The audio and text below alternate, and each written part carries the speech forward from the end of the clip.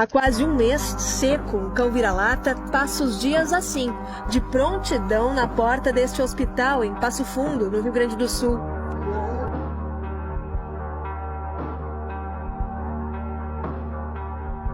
Ele estava à procura do dono, um morador de rua que está internado aqui. Lauri da Costa, de 55 anos, foi roubado e agredido por um desconhecido na rua.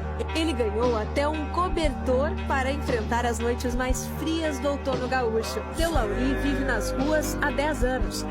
Para diminuir a solidão, ele adotou o vira-lata. A amizade já dura 3 anos.